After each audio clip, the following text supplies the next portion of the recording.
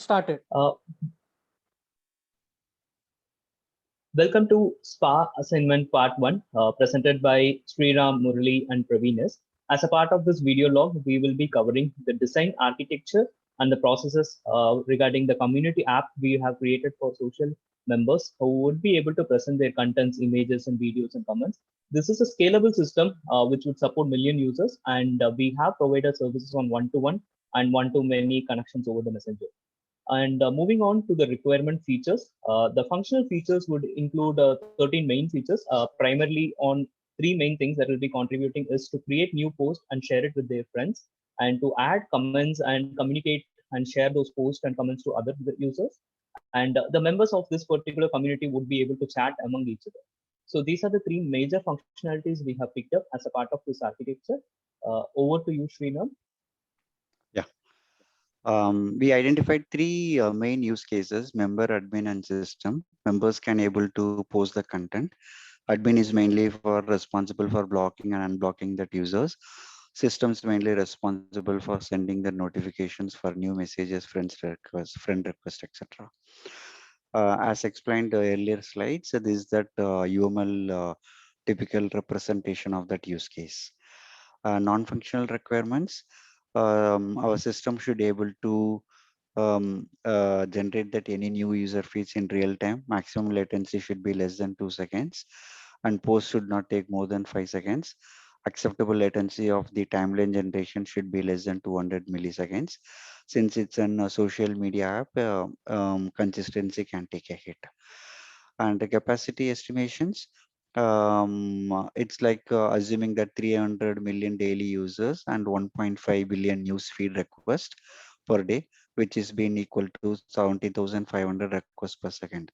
Storage estimates, it's like an 1 KB per post, average post by user 500 per month, and which is on 500 KB per user.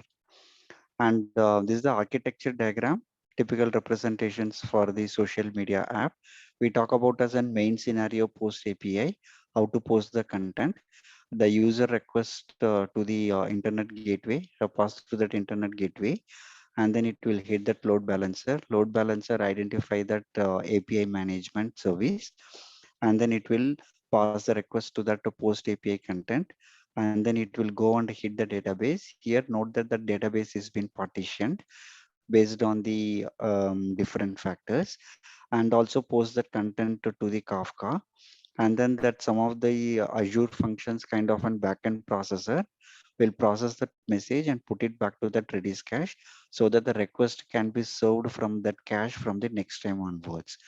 And then another scenario here is the post content will be passed to that Kafka streaming, and then it will do the text processor by that ML algorithms, and then again update the typical trends which is happening on that social media. And this is the server kind of an typical server kind of representation.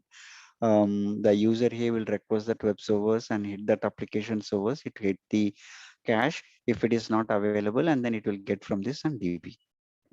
And this is the typical representation class diagram for the entire Facebook kind of an social media app. Early. Thanks, Sriram and Praveen, for your quick introduction.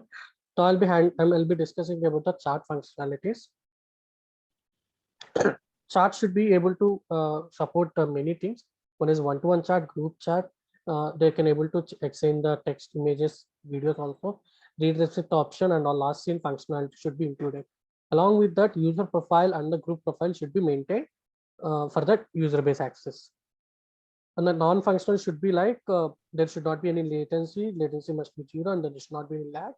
I should be very scale to the system handle the 10, 100 million, 100 plus million of users, and the system must be highly available. One should not go at any cost. And can you go to the next slide? So this is the architecture we are going to discuss now. So someone is trying to send a message through by internet gateway. We'll connect with a load balancer. Load balance will get in contact with the WebSocket, which is connected to the sender user, and the socket will connect to the WebSocket manager and inform that it is trying to communicate with the receiver user. WebSocket user will try to tell that to message service and see forward this message to user, receiver user. If he is able to receive the message service able to send that message to receiver user, and once it delivered to the user to a receiver user, then it will be sender acknowledgement and the same will be passed to the sender user. Whenever there is an event happened, there will be event pushed to the Kafka along with the sender user ID, receiver user ID, what message, and also the timestamp. If someone is trying to exchange a image, that will be managed by asset service. If someone is trying to send forward the same image or a video multiple times, that will be stored in CDNs for the easiest access. If the same user joining into group and trying to send a message, then the message handler, group message handler, will handle the all the tasks based on the rules and regulation developed, and that will be get in touch with the group service, and the group service will forward the message to the other users in the same group accordingly. And whenever all these event happening, there will be a event will be sent to Kafka. And all the same thing that what I discussed will be has been discussed in the coming next slides.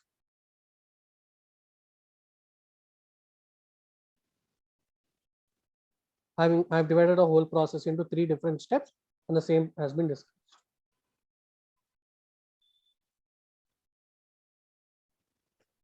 And this is the ER diagram of the user profile that we are maintaining.